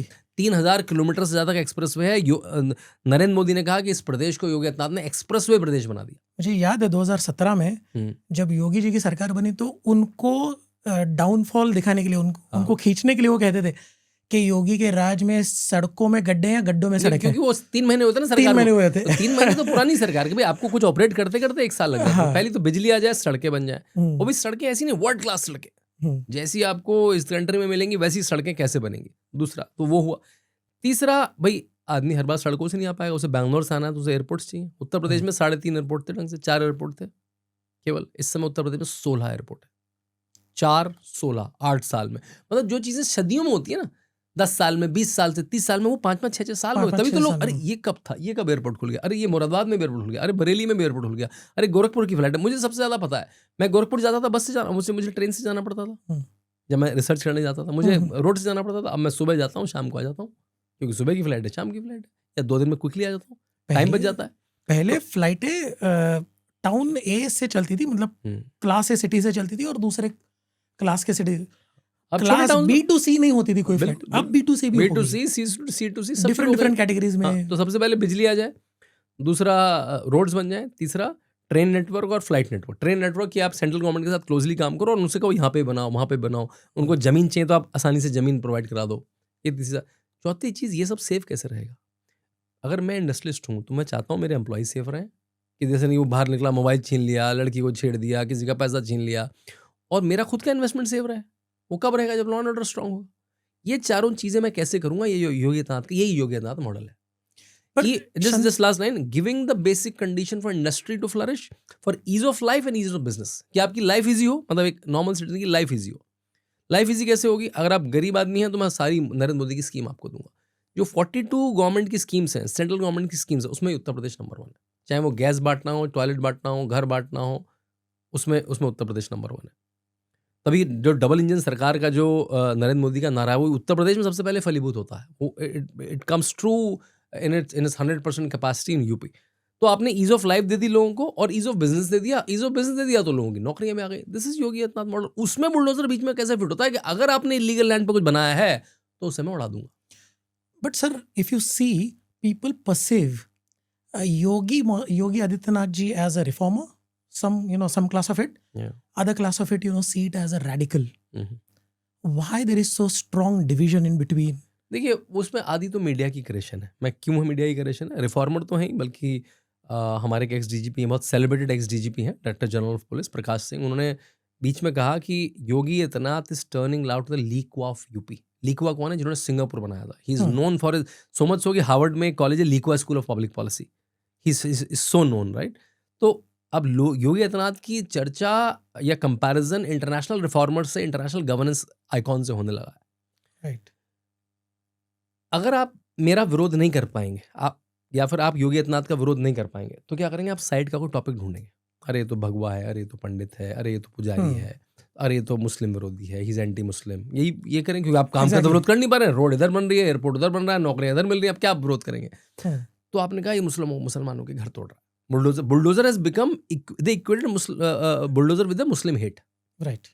फिर एक बुलडोजर से मुसलमानों का घर तोड़ना, क्योंकि उसमें बोले आतिक अहमद का तोड़ दिया, मुख्तार अंसारी का तोड़ दिया। इसमें मेरे 2 पॉइंट्स थे। न्यूयॉर्क टाइम्स में बड़ा आर्टिकल छपा। न्यूयॉर्क में क्या हुआ, पिछली 26 जनवरी में फ्लोट चलते हैं ना, वो झांकियां चलती हैं। हाँ। तो किसी ने बुलडोजर का फ्लोट चलवा दिया और उसमें लिख दिया बाबा का बुलडोजर। न्यूयॉर्क में हुआ ये, कोई गुजराती समाज का वो था। बहुत सारे फ्लोट्स थे उसमें। एक यूपी वालों ने ये भी फ्लोट लगा दिया। 2 दिन खूब वो सोशल मीडिया में वायरल हुआ। अगले दिन वहाँ की कोई मुस्लिम ऑर्गेनाइजेशन है, I think Indian Muslim council something, उन्होंने एक लेटर लिख दिया कि ये तो मुस्लिम हेट को सड़कों पे चलाया जा रहा है। Bulldozer is a symbol of Muslim hate और ये सड़कों पे चलाया जा रहा है। सो मच सो कि जो इंडियन गुजराती ऑर्गेनाइजेशन, उन्होंने अपॉलॉजी लेटर लिखना पड़ा, इतना प्रेशर डाल दिया और बहुत सारे आर्टिकल्स आ गए। मुझे बहुत सारे लोगों ने भेजे, तो मैंने बहुत सारे जो ये पब्लिकेशन थे इनके ईमेल आईडी पे अपना रिस्पॉन्स लिखा और 2-3 ने उसको अपने ऑनलाइन आर्टिकल में एडिट करके इंक्लूड भी कर दिया। And I read a fresh piece in Op India that bulldozer is not a symbol of Muslim hate. Bulldozer is a symbol of action against crime against land. जो भूमाफिया है उसके खिलाफ एक्शन बुलडोजर एक्शन है, ना कि मुस्लिम हेट है। फिर मैंने डेटा दिया कि आज तक जितना बुलडोजर एक्शन हुआ है, जितनी लैंड की रिकवरी हुई है, उसमें only 24% is against the Muslim criminals, 76 against the Hindu criminals. हाँ वो आप डिबेट कर सकते हैं ये कि भाई नंबर्स नहीं दिखाते, लेकिन ये नंबर कोई दिखाएगा नहीं. वो मुख्तार अंसारी, अतीक अहमद, मुख्तार अंसारी, विकास दुबे नहीं बोलेंगे, अजय राणा नहीं बोलेंगे. जिस दिन मुख्तार अंसारी के लड़के को मारा था, सबा शायद नाम था उसका, हाँ, उस दिन अजय राणा को भी मारा था पुलिस ने. अजय राणा तो ठाकुर भी है, वो तो अगर ठाकुर भी है। अगर आपको सहजातीय का बड़ा हाँ. दिक्कत होता है, वो भी 5 लाख का इनामी था, वो भी 5 लाख का इनामी था. लेकिन ये न्यूज़ नहीं क्रिएट होती है ना, इसलिए किसी ने बताया ही नहीं. न्यूज़ क्या क्रिएट होती है? दलित को मार दिया, मुस्लिम को मार दिया, इसने इसको मार दिया. तो ये जो न्यूज़ मीडिया वाले ना, ये देखते हैं किसने किसको मारा और किस स्टेट में हुआ. अगर नाम मुस्लिम है तो तो अगर मुस्लिम वो को मारा। बीजेपी स्टेट में हुआ है तब तो वो न्यूज़ शुरू होती है. अगर वो किसी और स्टेट में, पहले तो न्यूज़ ही नहीं है. वो कांग्रेस स्टेट में न्यूज़ ही नहीं है. फिर जिसने मारा, अगर वो अपर कास्ट है, वो हिंदू है, तब तो. अगर मुसलमान ने किसी को मारा, वो तो न्यूज़ ही नहीं है. फिर अगर मुस्लिम नाम होगा तो उसके नाम से धर्म जोड़ा उसके जाएगा. नाम से तोड़ा जाएगा, अगर कोई हिंदू व्यक्ति होगा उसको मारा तो उसके साथ उसकी जाति जोड़ी जाति जाएगी. जोड़ी जाएगी. तो वो बड़े स्मार्टली So, उन्होंने बड़ी करा. smartly, वो उसका रूब्रिक बना हुआ है हाँ. कि कैसे कैसे उनको लेना है. तो वो राणा न्यूज़ ही नहीं बनती है, मुख्तार अंसारी न्यूज़ बन जाती है. तो जब ये डेटा आने लगा तो लोगों को लगा यार ये तो ठीक है. That's why the data that I wrote in multiple books became very very popular. हाँ, ये मेरा बार बार मुस्लिम समाज को एक तरह से आग्रह होता है कि भाई आपकी पॉपुलेशन 14 से 15% है उत्तर प्रदेश में, आप क्राइम में 24% क्यों हैं? और ऐसा हर जगह है. मैंने लंदन का डेटा देखा, मैंने न्यूयॉर्क का डेटा देखा. They are disproportionately in crime than their population. Population में 1% होंगे, क्राइम में 10% होंगे. वो उनके समाज को सोचना है कि भाई आपके लोग इतने क्रिमिनल क्यों बन रहे हैं. वो डेटा दिखाता है, वो आपके समाज की सोशल स्टडी करिए, वो मेरा काम नहीं है. वो आपके समाज की सोशल स्टडी, उनके मुल्ला मौलवी, उनके समाज के जो बड़े लोग हैं, नेता हैं, उनको देखना चाहिए. हाँ, लेकिन आप जो ये कह रहे हैं कि वो जो बुलडोजर एक्शन मुस्लिम के अगेंस्ट था, वो मैंने डिस्प्रूव कर दिया. ओनली 24%, 50% में नहीं, आपका तो 50%, 24%, 76% तो विकास दुबे को भी मारा गया ना. विकास दुबे भी गए. बल्कि वो जो सुपरटेक की इतनी बड़ी बिल्डिंग थी उसको हटा दिया. जितने बड़े बड़े फार्म हाउस थे वो इलीगल लैंड पे सबको हटा दिया गया. तो बिना डेटा के हल्ला मचा रहे थे लोग. सर, आपने इंफ्रास्ट्रक्चर की बात कही जी, आपने लॉ एंड ऑर्डर की बात कही, आपने राम मंदिर का एक रेफरेंस दिया था, कल्चरल का भी एलिमेंट आपने बताया. जी. सर, इन 3-4 चीज़ों में से जो इनकी अचीवमेंट्स है, इसमें से सबसे अंडर रिपोर्टेड कौन सी चीज़ आपको लगती है? मेरे ख्याल से अंडर रिपोर्टेड है जो उनके माइन्यूट नुआंस गवर्नेंस रिफॉर्म है. राम मंदिर की तो बहुत चर्चा होती है, फिर भी हो जाती है. हाँ. छोटी दिवाली, और वो चर्चा होने लायक है भी. भाई राम मंदिर तो बना 2022 में, 19 में वर्डिक्ट आया. ये तो CM 17 में बन गए थे. 17 से 19 तक ही प्रिपेयर्ड कि जैसे राम जी तो आने वाले हैं. एक किसी ने अंजना उपकश्यप किसी ने पूछा भी, भाई आप पहले से क्यों शुरू हो गए, आपको वर्डिक्ट पता था क्या? तो उन्होंने कहा मैं कॉन्फिडेंट थे. भाई हमें जिसने भी वो डॉक्यूमेंट्स पढ़े हों और थोड़ा भी लीगल ब्रेन, आपको पता है जैसी कोर्ट में 15-20 दिन केस चलेगा, केस इज योर्स. इतना लॉजिकल था वो केस. वो तो कोर्ट में बैठ ही नहीं रहा था केस. कपिल सिब्बल कहते थे 19 के बाद आएगा, नहीं तो चुनाव प्रभावित हो जाएगा. वो केस उनकी टैक्टिक्स क्या थी, दूसरी पार्टी की डिले करते रहो इसको. तो उनको पता है जिस दिन कोर्ट में ठीक से हियरिंग हो गई, it's done and settled. Kapil Sibal ने तो वास्तव में लिखा था कोर्ट में कि भैया आप इसका जजमेंट अभी मत दीजिए, नहीं तो चुनाव पे असर प्रभावित होगा. So he was more worried about election rather than the verdict. The facts. Yeah exactly. तो 17 में उन्होंने क्या करा, उसको म्युनिसिपल कॉर्पोरेशन डिक्लेयर कर दिया, जिससे उसको ज्यादा फंड्स आ पाए. फिर उन्होंने दीपोत्सव शुरू कर दिया. 1 लाख दिए, 5 लाख दिए, अभी जो लास्ट हुआ है 26 लाख दिए, which is a Guinness book of world record. वहाँ पे पूरी एक कुम्हारों की और जो पॉटर्स की पूरी एक कम्युनिटी डेवलप हो गई है. वो पैसे कमाने लगे और उन्होंने अपना घर परिवार अपग्रेड कर दिया है. मतलब जो जगह विवादित मानी जाती है, डिस्प्यूटेड है, आज वर्डिक्ट आने वाला है, आज 10,000 पुलिस की फोर्स लगाई है, उसमें Guinness book of world record बन रहा है. आप यूके में किसी भी इंडियन ट्रैवल एजेंट के पास चले जाइए, उसका ब्रोशर में क्या होगा, ताजमहल बना होगा. स्टैंडर्ड है जी. ताजमहल से भारत का टूरिज्म शुरू होता था, ताजमहल पे खत्म होता था. उत्तर प्रदेश का तो बिल्कुल ही, हर ब्रोशर से लेकर. आगरा में 2024 में 12.5 करोड़ लोग आए, अयोध्या में 13.5 करोड़, और पहले आते थे 5 लाख लोग. पूरा काया पलट. 5 लाख, मतलब 5 लाख. आप सोच रहे हैं, मतलब कर्व इतना है कि स्टीप लाइन ऊपर जाएगी, है ना. 8.5-10 करोड़ काशी में आते हैं. ये सारे लोग 3-3, 5-5 हज़ार रुपये खर्च के जाते हैं मिनिमल. किसी होटल में रहते हैं, किसी धर्मशाला में रहते हैं, बस गाड़ी से आते हैं, ऑटो लेते हैं, कलाबा खरीदते हैं, पुजारी को पैसे देते हैं, बोट में रहते हैं, नहाने के पुजारी सबके पैसे देते हैं. तो ये इकोनॉमी होगी बहुत बड़ी. मुझे याद है कि जैसी 2019 में वर्डिक्ट आया था, मैंने कुछ ट्वीट किया था, तो किसी वामपंथी महिला ने हमारा लिखा, हो गया भाई तुम्हारा मंदिर, अब इकोनॉमी की बात कर लें. मैंने कहा राम मंदिर is economy. There are 200 towns in India that run on religious economy. Tirupati अपने आप में 2-3 हज़ार करोड़ की इकोनॉमी है. शिरडी 500,000 करोड़ की इकोनॉमी है. कांवड़ यात्रा 2,000 करोड़ की इकोनॉमी है. तो India runs on religious economy. तो मैं अच्छी बात है. कल्चरल फाउंडेशन है कल्चरल भारत का। फाउंडेशन है वो भारत की। अब तो अयोध्या में राम जी की कृपा के साथ लक्ष्मी जी की कृपा भी आने लगी है। वहाँ पे रिवर्स माइग्रेशन होने लगा, इतने होटल बनने लगे, लोग वापस आ रहे हैं। जो होटल इंडस्ट्री के सारे अयोध्या के आसपास के लड़के थे ईस्टर्न यूपी के, वो अयोध्या के होटलों में काम करेंगे। पहले सारे उंगलियों टैक्सी पे ड्राइवर मुंबई और उसके टैक्सी ड्राइवर ईस्ट यूपी में आने लगे। यूपी में। अयोध्या के चक्कर में प्रयाग और काशी का टूरिज्म बढ़ गया। काशी वाले लोग अयोध्या जाते हैं, अयोध्या वाले काशी जाते हैं। 4 घंटे का सर्किट है। प्रयाग भी जाते हैं माघ मेले के समय। फिर उधर कुशीनगर पास हो गया, तो जो बुद्धिस्ट सर्किट है वो भी और ऊपर बढ़ गया। तो पूरा जो ईस्टर्न यूपी के 10-15 जिले हैं, वो तो मतलब सब में लक्ष्मी जी की कृपा हो गई एक राम मंदिर से। और खुद सोचिए, आप में से पता नहीं आपके दर्शकों में से कितने लोग राम मंदिर प्री पोस्ट गए हैं, मतलब जब वो टेंट में थे और अब वो भव्य मंदिर बन गया। और अभी तो 7-8 दिन पहले एक और अच्छी चीज हुई है, राम मंदिर पूरा बन पूरा गया। खत्म, हाँ, पूरा खत्म हो गया। बन पहले गया, जब उद्घाटन हुआ था तो कुछ उसके पोर्शंस नहीं बने थे। अभी लैंडस्केपिंग को छोड़ के सब कुछ, लैंडस्केपिंग सारा मतलब कंस्ट्रक्शन पूरा वो खत्म हो घास गया। वास पेड़ वेड़ वो सब छोड़ के कंस्ट्रक्शन एलिमेंट्स मूर्तियां सब पूरा हो गया है ना। कितनी सुंदर बात है। और I think we are this generation is very fortunate कि हमने इसको देखा है। ये हिस्टोरिकल है भाई, ये 500 साल पुराना है। ऐसा नहीं कि 500 साल, 10-5 साल में ठीक है बनना शुरू हुआ। मतलब जब मुझे याद है मैं जाता था, जब रामलला टेंट में थे, तो आप पहले तो बहुत सारी सिक्योरिटीज होके जाते थे, उसमें 4-5 बार फिस्किंग होगी। मतलब आपके हीथ्रो एयरपोर्ट पे भी उतनी सिक्योरिटी नहीं है जितनी वहाँ पे होती थी। फिर आप पहुँचते थे वहाँ पे, आपको दिखता था कहाँ देखूँ, वहाँ टेंट में, वहाँ उतने दूर पे मेटल की छोटी 4 भाइयों की मूर्ति थी, उसमें आप गार्ड खड़े रहते थे जूतों के साथ ऐसे गन्स लेके। मतलब आपको लगा पता नहीं कौन से उसमें आ गए आप। मतलब राम के शहर में, राम के देश में आपने टेंट में रखा हुआ है। मेरे ख्याल से राष्ट्रीय कलंक था हम लोगों के ऊपर। मतलब हम राम राम राम कर रहे हैं, राम के लिए घर तो बना नहीं पा रहे। कलंक क्या, आप क्या कर पा रहे हैं? हर लॉयर पे कलंक था, हर सोशल एक्टिविस्ट पे, हर पॉलिटिकल पार्टी पे कलंक था कि मंदिर नहीं बन पाया। इतनी रुकावटें कि एक आदमी बाहर से आया, आपका मंदिर तोड़ गया, आपके सबसे बड़े इष्ट देव का मतलब भारत में जय श्री राम राम राम, मतलब आपका ग्रीटिंग है सुबह सुबह। मतलब आपके रग रग में बसा हुआ है, आपकी परजवरेंस की यूनिट है श्री राम। उसका मंदिर, उसका घर नहीं दे पा रहे हैं उसको आप। इससे बड़ा आप अपने लिए घर बना रहे हैं, आप बिल्डिंगें बना रहे हैं, आप बना नहीं पा रहे। और जो नरेंद्र मोदी ने अपनी स्पीच में भी कहा था, आपको याद हो 22 की, कि हमारे लिए शर्म की बात थी कि हम इतने दिनों तक उसको रोक के रखें, मतलब हम नहीं कर पाए। और ये एक तरह से अब हम इस पाप से छूट गए। रामलला को अपने घर खुद। और आपको पता है जो केस है वो केस क्या है? रामलला विराजमान वर्सेस मुस्लिम लॉ ट्रस्ट बोर्ड। तो रामलला विराजमान खुद केस लड़ रहे थे एक तरह से, और वो खुद जीत गए वो अपना केस ना। वो अपने घर वो खुद आए, मतलब उसकी लीगल एंटिटी बनाई उन्होंने, और वो आ गए। इतना भव्य मंदिर बना और इतनी सुंदर मूर्ति है। अब तो उसका ऊपर जो राम दरबार है वो भी वो आ गया, और इतने टूरिस्ट आ रहे हैं। तो मेरे ख्याल से सूर्यवंशी राम को आपने स्थापित कर दिया, भारत की सूर्य दशा अच्छी हो गई, तो अब भारत के साथ तो अच्छा होना है। सर, आपने भारत का विषय लिया, आपने मोदी जी का रेफरेंस दिया।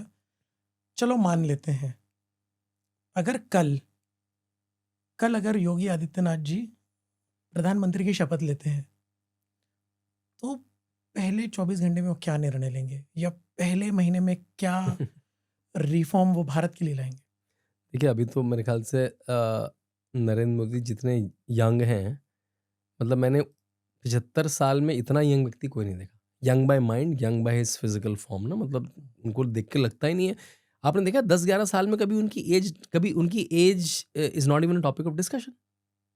मतलब वो मेंटली भी अजाइल हैं, वो विदेश के 6 देशों का दौरा करके आएंगे, फिर कैबिनेट मीटिंग करेंगे, फिर इंडिया में रैली करने चले जाएंगे, वापस आके किसी पॉडकास्टर से बात करेंगे। मतलब मैंने कहा ये कैसे कर रहा है आदमी, वो भी 75 साल में। हमारे यहाँ तो आप अपने जीवन में कोई भी 75 साल का आदमी सोच लीजिए आपके घर बार में, उसमें से आधे तो लाठी लेके चल रहे होंगे, आधे बेड रिडन होंगे, आधे भगवान के पास पहुंच चुके होंगे ना। But he is a super young 75 years old. एक चीज़ नरेंद्र मोदी ने पिछले 10 साल में करी है कि उन्होंने एक बैटरी ऑफ लीडर्स क्रिएट कर दी है। कि कभी तो पोस्ट मोदी आ रहा आएगा भाई, मानव शरीर है, कभी ना कभी जाएगा, कभी कभी शिथिल होगा। जब भी वो पोस्ट मोदी आ रहा आएगा, मतलब वो सचिन तेंदुलकर की तरह है कि Sachin Tendulkar will decide when he will retire. Correct है ना, उनकी फॉर्म तो कभी खराब हुई नहीं। तो जब भी उनको मन करेगा कि भाई हो गया देश सेवा, और मेरे पास, उन्होंने एक बैटरी ऑफ लीडर्स तैयार कर दी। ये बहुत अच्छी बात है। आई थिंक सबसे अच्छा लीडर है जो और लीडर तैयार कर दे कि भाई मैं नहीं हूँ। तो अभी आपके पास अगर मैं 3 क्राइटेरिया लूँ, उन 3 क्राइटेरिया पे कम से कम 10 लोग हैं जो खड़े उतरते हैं आगे बागडोर संभालने के लिए। 3 क्राइटेरिया क्या है? एक तो उनकी उम्र 60 के आसपास हो या 60 से कम हो, जिससे उनके पास 10-15 साल की राजनीति बची हो। अगर 75 को भी लिमिट मान लूँ मैं, 75 के आसपास, तो 10-15 साल की राजनीति बची हो। दूसरा, उस व्यक्ति को चुनाव जीतना आता हो। भाई मनमोहन सिंह 10 साल तक चुनाव अपना भी नहीं जीत पाता, राज्यसभा से जाते थे। जो चुनाव नहीं जीत पाएगा तो डेमोक्रेसी में क्या मतलब? डेमोक्रेसी का मतलब ये लोगों का व्यक्ति जिसको चुनाव जीतना आता हो। तीसरा, एडमिनिस्ट्रेशन चलाना भी आता हो, सरकार चलानी। तो चुनाव जीतना और सरकार चलाना, they are 2 very different things. चुनाव थोड़ा रोमांटिक है, हाँ नेता, ये हेलीकॉप्टर, ठीक है, भाषण। हाँ सरकार चलाना बहुत बोरिंग है। सरकार चलाना एक कंपनी, आपके पास रिसोर्स है, आपके पास लोग हैं, आपको कुछ एक गोल कंप्लीट करना। It's a boring drudgery, daily की प्रॉब्लम है, डेली का काम है ना। तो चुनाव का जो रोमांटिसिज्म है वो नहीं है सरकार चलाना, ड्रजरी जॉब, राइट। ये तीनों जिसमें आते हो, ऐसे हमारे पास 10 लोग हैं इस समय। अमित भाई शाह हैं, उम्र 60 के आसपास है, चुनाव जीतना उनसे अच्छा कितना आता है। लोग तो कहते हैं यूपी का चाणक्य कहते हैं उनको, तो है ना, और राजनीति के। सरकार चलानी भी आती है। योगी आदित्यनाथ 19 साल पार्लियामेंट में, चुनाव में फेवरेट प्रचारक हैं, और सरकार देखिए कितनी सुंदर चलाते हैं। Devendra Fadnavis, Hemant Biswa, Smriti Irani, Annamalai, Tejasvi Surya, पैट्री of leaders. और अच्छी बात है, सबकी एज भी ना 5-5, 8-8 साल डिफरेंशियल से है। मतलब इसके बाद ये, इसके बाद ये, इसके बाद ये, इसके बाद ये। तो मेरे ख्याल से एक सीरीज ऑफ नेता बना दिए। योगी आदित्यनाथ कभी ऐसे पद पे पहुंचते हैं, मेरे ख्याल से लोगों को अच्छा लगेगा, चहेते नेता है, तो मेरे ख्याल से अच्छी बात है कि अब ये कंटिन्यूटी में है। अटल बिहारी वाजपेयी के बाद कंटिन्यूटी टूट गई 10 साल में। है? अब जो है वो कंटिन्यूटी में है ना, क्योंकि अभी जिस तरह का अपोजिशन है, मुझे लगता नहीं अपोजिशन की कभी सरकार किसी तुक्के में, किसी जोड़ तोड़ में आ गई 1-2 साल के लिए, तो अलग बात है। वो वैसे मोदी जी को गिराने के लिए, अगर वो गिराने के लिए, लेकिन एक कंटिन्यूटी वाली कोई तगड़ा लीडर ही नहीं दिख रहा ना मुझे कि भाई अच्छा हाँ इस पे बेट लगा सकते हैं, ऐसा कोई है ही नहीं। तो शंतनु जी एक बात बताइए, मोदी जी और योगी जी, हाँ जी, इन दोनों की हमेशा ऐसी बातें होती है, मोदी योगी, मोदी योगी, योगी हाँ, मतलब मोदी। एक ही सिलेबल में बोला एक ही जाता है, सिलेबल में और बोला नाम जाता भी है। एक तरह के हैं। तो आपके हिसाब से इन दोनों में क्या समानताएं हैं और क्या असमानताएं हैं? देखिए, मैंने इस पे बल्कि एक आर्टिकल लिखा था सेम क्वेश्चन पे इंडियन एक्सप्रेस पे, जब वो बने ही थे Yogi ji. For Yogi the Modi model, मतलब योगी जी को मोदी जी से क्या सीखने जैसा है। तो उनमें कुछ तो सिमिलैरिटी है। सिमिलैरिटी ये है कि भाई दोनों एक्सट्रीमली डिसिप्लिन लोग हैं। जब योगी जी मुख्यमंत्री बने तो हमारे यहाँ, योगी जी पॉपुलर हो गए एकदम से, तो हमारे यहाँ जोक चलता था कि पहले सुबह कौन उठता है, मोदी जी या योगी जी। तो जोक भी उस लेवल का है डिसिप्लिन पे। तो पता लगा कि योगी जी 15 मिनट पहले उठते हैं, वो 3:30 पे उठते हैं, 3:45 पे उठते हैं। मतलब उसमें भी कॉम्पिटिशन लगा दिया। Both are true yogis, right. Both अपनी, उनका एक योग की प्रक्रिया है, उनकी प्राणायाम की प्रक्रिया। मोदी जी इज ऑल्सो है योगी फॉर ऑल प्रैक्टिकल पर्पसेस, है ना। वो उस तरह का कपड़ा नहीं पहनते हैं, किसी मठ मंदिर से नहीं जुड़े, but he is also Yogi for all practical purpose. तो दोनों बहुत ही डिसिप्लिनाइज, दोनों एक्सट्रीमली पॉपुलर है। एक्सट्रीमली पॉपुलर कि उन जगहों में भी जहाँ पे वो भाषा भी नहीं समझते हैं मोदी जी की, योगी जी की, वहाँ पे भी लोग केवल उसको देखने के लिए, कल्ट के लिए, उनकी आवाज़ सुनने के लिए लोग लाखों की संख्या में जमा हो जाते हैं। दोनों बहुत सॉलिड एडमिनिस्ट्रेटर हैं, राइट। दोनों का परिवार नहीं है, और ये बड़ा डिफरेंस है वेस्टर्न पॉलिटिक्स में और इंडियन पॉलिटिक्स में। वेस्टर्न पॉलिटिक्स में आपने देखा होगा हर पॉलिटिशियन अपनी फैमिली को स्टेज पे लेके आता है जी, क्योंकि यहाँ तो फैमिलियाँ टूट रही हैं, तो यहाँ दिखाता नहीं बाकी टूट रहे, मैं आइडियल फैमिली हूँ। यहाँ को आपको रोल मॉडल दिखाने के लिए फैमिली दिखानी पड़ती है। आपने देखा ओबामा से लेकर, ट्रम्प से लेकर, बाइडेन से लेकर, यहाँ भी आप अपनी पत्नी को, बच्चों को साथ लेके आते हैं दिखाने के लिए। You have to show a happy family, हो ना हो पता नहीं, लेकिन आपको स्टेज पे यू हैव टू शो कि देखो I have a happy family, see I am such a family person. India में उल्टा है। इंडिया में फैमिली मतलब करप्शन, फैमिली मतलब मुलायम पैसा कमाएगा अखिलेश के लिए, लालू जी पैसा कमाएंगे तेजस्वी के लिए। यहाँ पे उल्टा है हमारे यहाँ, फैमिली होना मतलब करप्शन का रीजन। अब मोदी जी पैसा किसके लिए कमाएंगे? हमने देखा भी उनकी माँ कैसे छोटे से घर में रह रही है। योगी जी पैसा किसके लिए कमाएंगे? हमने देखा है उनकी बहन फूल बेच रही है, चाय बेच रही है। तो ये जो एसेटिक होना, ये जो सेल्फलेसनेस होना, ये एक अनमैरिड मैन के साथ एक वैल्यू अटैच है, दोनों के साथ। तो वही वैल्यू आती भी है। अटल बिहारी भी शादीशुदा नहीं थे, नरेंद्र मोदी भी नहीं है, योगी भी नहीं है, और भी ऐसे हमारे खट्टर जी भी नहीं है, ऐसे हमारे कई नेता हैं जो रहे। उनमें अलग अलग क्या चीज़ है, जब नरेंद्र मोदी गुजरात गए तो उनके लिए थोड़ा सा बैटल ग्राउंड मुश्किल तो था, लेकिन गुजरात को ऐसा बुरा लुटा पिटा प्रदेश नहीं था जब मोदी जी पहुंचे Gujarat. It was a decently business state, India के टॉप 5 स्टेट्स में जीडीपी में आता। तो उनके लिए बहुत सारे लो हैंगिंग फ्रूट्स थे कि वो थोड़ी सी एफिशिएंसी ले आए, थोड़ा सा करप्शन दूर कर दें, उनके लिए ठीक हो जाएगा। योगी जी के लिए जब उत्तर प्रदेश में पहुंचे तो कोई लो हैंगिंग फ्रूट नहीं था। तो lowest hanging fruit is also very very high, क्योंकि वहाँ तो बुरा हाल था। 1 डिस्ट्रिक्ट 1 माफिया, मतलब नोएडा में किडनैपिंग होती है, गोरखपुर में रंगदारी होती है, इलाहाबाद में चीटिंग माफिया है, मेरठ में कार चोरी माफिया है, बुंदेलखंड में सैंड माफिया। मतलब हर डिस्ट्रिक्ट का माफिया चिन्हित था, जो बड़ा माफिया है, जिसके पास 100 लोग हैं, जिसके पास विदेशी राइफलें हैं, प्रॉपर बाहुबली। हाँ, उसको कन्वर्ट कर दिया 1 डिस्ट्रिक्ट 1 प्रोडक्ट, कि मेरठ के क्रिकेट के बैट, खुर्जा की क्रॉकरी, रामपुर के ताले, बनारस के कालीन, बनारस की साड़ियाँ।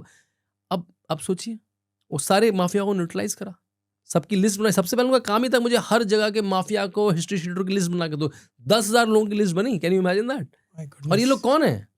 जो चोर उचक्के माफिया, केवल छोटे चोर उचक्के नहीं, बड़े माफिया जिन्होंने 50 मर्डर करे, उनमें से आधे लोग एमएलए एमपी बन के बैठे हैं बसपा सपा से। ये लोग मतलब जिनको जेल की सलाखों के पीछे होना चाहिए था, वो विधानसभा और संसद में है। मतलब इनमें ऐसे लोग हैं जिन पे एफआईआर नहीं हुई, या एफआईआर हुई तो जेल, कोई पकड़ा नहीं गया, पकड़ा गया तो जेल से भाग गए, कोर्ट रूम से भाग गए, और ये लोग पब्लिकली घूम रहे, सबको पता है, पब्लिक नॉलेज। मतलब ऐसा नहीं है कि कोई खुफिया नॉलेज है, पता है सबको, लेकिन कोई कुछ कर ही नहीं सकता। इनकी लिस्ट बनी, इन पे फिर टीमें बनी, STFs बनी, स्पेशल टास्क फोर्स बनी, कि इन पे दबिश लगाई जाए। बहुत सारे लोग, 3-4 हज़ार लोग पकड़े गए, जो नहीं पकड़े गए वो भाग गए, फिर उनमें शूट आउट हुए तो 150 लोग ऊपर चले गए, फिर सेटल हुआ मामला। तब उत्तर प्रदेश एकदम से थमा। 1-1.5 साल तो उत्तर प्रदेश में कोहराम था, ह्यूमन राइट्स का केस हो रहा है, इसको मार दिया, उसको मार दिया, लेकिन एक भी केस में police was not on the wrong side. वो बुलडोजर एक्शन हुआ, क्योंकि अगर मुझे आपको वीक करना, तो आपकी इकोनॉमिक इनकम को वीक करना पड़ेगा ना। बुलडोजर एक्शन का पता क्या मतलब है, कि मैं आपकी इकोनॉमिक इनकम को वीक करूं। और योगी जी को कोई दिक्कत भी नहीं थी, जैसे ही उनको पता लगा मुख्तार अंसारी का, अच्छा ये करता क्या है सर, इसका ये होटल है, इसकी फैक्ट्री, इसका ये, अच्छा इसके पेपर लेके आओ, पेपर सर ये बस एक लीगल लैंड पे, ये सब इलीगल लैंड पे। नोटिस गया है क्या सर? नोटिस तो पहले भी गए हैं, मतलब पिछली सरकारों में भी गए, बस लेकिन एक औपचारिकता के लिए फॉर्मेलिटी के नोटिस भेजा है। अच्छा नोटिस चस्पा करो, 15 दिन बाद उड़ा दो, मतलब तोड़ दो जगह, क्योंकि इट्स लीगल ही है। नोटिस भी गया है, पहले 2 बार नोटिस गया, चिपका दिया, इलीगल लैंड पे बना है, कागज भी है, वो कोर्ट में खुद ही नहीं जा पाया, उसे पता है मेरी लैंड इलीगल, कोर्ट में कैसे जाएगा। अभी तो एक वो जो संभल का सांसद है, शफीकुर रहमान वर्क का जो पोता, उसने अपना घर खुद तोड़वा दिया, जब पता लगा, उसे पता था इलीगल है, बेइज्जती होगी, उसने, उसका कॉम्प्लेक्स था, उसको नोटिस गया, उसने खुद तोड़वा दिया, उसको पता है जब पब्लिकली होगा तो बेइज्जती होगी। तो सोचिए उत्तर प्रदेश में, मैं नंबर भूला, 70,000 एकड़ लैंड, एक छोटे स्टेट की लैंड होती है, उतनी लैंड रिकवरी हुई है। क्या बात। ये सरकार की थी, SC ST की थी, किसानों की थी, ये लैंड की रिकवरी हुई है। Can you imagine that? मतलब ऐसा गुंडा राज था कि आपको पता भी नहीं है। मतलब हम लोग केवल एक चीज में नंबर 1 थे, वो थे गुंडा राज में। हम केवल एक चीज को इंस्पायर करते थे, बॉलीवुड की मूवीज को या उनके वेब सीरीज को, मिर्जापुर। मतलब मिर्जापुर बनाना पड़ रहा है आपको गुंडागर्दी आपको पे। गुंडागर्दी आज दिखाने के योगी लिए। आदित्यनाथ की सुशासन की पिक्चर वॉशिंगटन DC और लंदन में लगी। पहले योगी आदित्यनाथ, जो अखिलेश यादव का उत्तर प्रदेश था, वो मिर्जापुर प्रमोट करता था कि मिर्जापुर की गुंडागर्दी। योगी आदित्यनाथ का उत्तर प्रदेश एक सेल्फलेस लीडर की मूवी को वॉशिंगटन से लेकर या काशी से लेकर कैलिफोर्निया तक प्रमोट, इन्वेस्टमेंट आ रहा है, 1 ट्रिलियन की इकोनॉमी। तो इकोनॉमी की बात हमारी हो तो रही है। लेक्सिकन जार्गन ही बदल गए उत्तर प्रदेश में। Kumbh turn into a big economy. 66 crore people came, 66 crore people. लोगों को तो इस कंट्री में समझ में भी नहीं आएगा 66 करोड़ लोग कितने होते हैं। You know, apart from India and China, Kumbh population was the 3rd largest population in the world. Correct. US की पॉपुलेशन 35-36 करोड़ है। BBC में तो इसका मजाक उड़ाया गया था। वो तो देखिए, उनको पता, उनको खुद तो कुछ पता नहीं है। छोटी सी कंट्री चलती नहीं है इनसे। एक ट्रेन में भीड़ हो जाए तो पागल हो जाते हैं ये लोग, है ना। इनको 66 करोड़ लोग, बंद हो जाती है ट्रेन। 66 करोड़ पीपल, देखा नहीं फैथम की क्या है, that kind of 660 million people, my God. Sir आपके व्यू में CM योगी आदित्यनाथ जी PM बनते तो क्या आपका ओपिनियन है कि वो कैसा भारत चलाएंगे? देखिए, मैंने कहा ये जो लैबोरेटरी है, सेल्फलेसनेस की लैबोरेटरी, डेडिकेशन की laboratory, connected to Indian tradition की लैबोरेटरी, इससे मैंने कहा आपको बहुत सारे लीडर आए। इनमें से कोई भी जब टॉप पोजीशन में पहुंचेगा तो वो भारत के एम को रखेगा। जैसे नरेंद्र मोदी ने कहा, मैं रशिया से तेल खरीदूंगा क्योंकि मेरे देश के लिए अच्छा है। मैं यूरोपियन यूनियन या मैं यूक्रेन और रशिया के युद्ध में ये व्यू लूंगा क्योंकि मेरे देश के लिए अच्छा है। इसलिए नहीं कि मुझे इस लॉबी ने कहा है, उस लॉबी ने कहा है, क्योंकि मेरे देश के लिए अच्छा है। जयशंकर ने कहा मैं वही करूंगा जो मेरे देश के लिए अच्छा है। तो ये बड़ा कंटिन्यूटी वाला है। तो योगी आदित्यनाथ, अमित शाह, जो भी टॉप पोजीशन में आता है वो उसको कंटिन्यूटी में रखेगा। वो अलग बात है कि लोगों ने जब अटल बिहारी प्राइम मिनिस्टर थे तो अडवाणी जी को हार्डलाइनर बोलना शुरू कर दिया। जब अडवाणी जी इसमें आए, पार्टी के प्रेसिडेंट बने, तो उन्होंने नरेंद्र मोदी को हार्डलाइनर बोलना शुरू कर दिया। फ्यूचर में लोग शायद अमित शाह को या फिर योगी आदित्यनाथ को हार्डलाइनर बोलना शुरू कर देंगे। वो तो आपको हेड बॉय बनाना है ना कोई।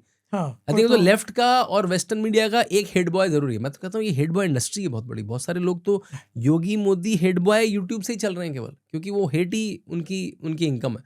तो अच्छा है, मतलब मेरे ख्याल से खुश होंगे कि नरेंद्र मोदी ने अपने समर्थकों को भी नौकरी दे रखी है और अपने अपोजिशन वालों को भी नौकरी दे रखी है। सर लेकिन आप एक बात सोचिए, अगर एक उदाहरण के तौर पर अगर हम लोग ये मान लेते कि चलो Yogi Adityanath ji is a candidate, PM candidate भविष्य का, जब कभी भी भारत का चुनाव, जब कभी भी मोदी जी कहेंगे थैंक यू वेरी मच, संन्यास लेने का समय आया मेरा, और अगर योगी आदित्यनाथ जी कैंडिडेट बनते हैं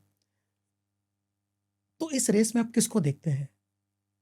अमित शाह जी भी है, आपने अभी नाम लिया, और भी आपको लगता है कोई टैलेंट है जो इस रेस में जुड़ सकता है? देखिए, ये ना आपको समय के हिसाब से, कि उस समय है ना, आज का उदाहरण अलग है, आज से 10 साल का उदाहरण अलग है, कि उस समय देखिए मैंने जैसे कहा कि आप फिजिकली एबल हैं, सशक्त हैं, उस समय तक आपने कितनी अच्छी सरकार चलाई है, उस समय तक आप पब्लिक में कितने पॉपुलर हैं। किसी भी नेता की जो आज की पॉपुलैरिटी है वो 1 साल बाद वैसी होगी क्या, 2 साल बाद वैसी होगी, तो अभी से कमेंट करना सुनने में जूसी लगेगा, फ्रूटी लगेगा, हम्म, लेकिन मेरे ख्याल से इतने बड़े लीडर हैं, जैसे ऐसा है कि आप कहें कि आपके 3 बच्चे हैं, कौन सबसे अच्छा? They are all able leaders. अब अडवाणी जी कोई बेकार व्यक्ति नहीं थे जब नरेंद्र मोदी जी पटल पे आए, लेकिन हाँ उनकी चुनाव जीतने की क्षमता कम हो चुकी थी 2014 तक आते आते, तो पार्टी ने संघ ने कहा कि भाई आप बैठो, नरेंद्र मोदी एक is a new leader in the block जिसकी विनेबिलिटी ज़्यादा है, तो उस समय जिसकी विनेबिलिटी होगी आई थिंक 4-5 ऑप्शंस होंगे, उसी में से कोई एक सर आपने ऊपर आ जाए। संघ का रेफरेंस दिया। जी योगी जी गोरक्ष पंथ से आते हैं, जी मोदी जी जो है वो संघ के रूट से है, उसकी पूरी हम्म। हायरार्की अलग है। हम्म। क्या आपको लगता है कि मानो अगर कभी योगी जी का नाम प्रधानमंत्री सूची में, प्रधानमंत्री के नॉमिनेशन में अगर जाता है, तो संघ की तरफ से कुछ अनकंफर्ट जोन बनेगा, ऐसा कुछ आपको लगता है? What do you think about these two differences? मेरे ख्याल से जो भी पूरा संघ परिवार है, जो विचार परिवार है, उसमें 2 चीज़ें, एक तो उसकी विनेबिलिटी है क्या, और वो हमारी विचारधारा से जुड़ा है क्या। तो मैं तो कहता हूँ योगी जी इज मोर संघ देन संघ इटसेल्फ, है ना। और ये बात कि योगी जी संघ से नहीं आते, ये बिल्कुल गलत है। जब वो 3 साल कॉलेज में थे, जो हमने पिक्चर में भी दिखाया, वो अखिल भारतीय विद्यार्थी परिषद में थे। भाई जैसे नड्डा जी थे, जैसे शिवराज चौहान थे, वो वैसे भी वो भी विद्यार्थी परिषद में थे, पहली बात। दूसरी बात, राम मंदिर का पूरा आंदोलन, उसकी आधी मीटिंगें तो गोरखपुर से हुई हैं। राम मंदिर की 5-6 कमेटियां बनी आज तक, जब तक राम मंदिर, उसकी सारी कमेटियों के अध्यक्ष महंत वैद्यनाथ थे जब तक वो जीवित थे। हमें लगता था अशोक सिंघल जी थे, लेकिन अशोक सिंघल जी का मन था कि भाई मैं ऑर्गेनाइजर की भूमिका में रहूंगा, लेकिन जो फ्रंट फेस होगा वो कोई संत होगा, जो संत वेश में होगा, जो किसी मठ मंदिर का देख रेख करता होगा। तो महंत वैद्यनाथ, जो हमने मूवी में भी दिखाया कि राम मंदिर की बड़ी मुहिम चल रही है, तो महंत वैद्यनाथ अगर मठ में सारी राम मंदिर की कमेटी को लीड कर रहे हैं, तो उनका जो शिष्य है वो तो रोज सुन रहा है, रोज देख रहा है। सारी बड़ी जो बैठकें होती थी विश्व हिंदू, और आरएसएस का संघ का सबसे बड़ा प्रोजेक्ट ही रहा है राम मंदिर।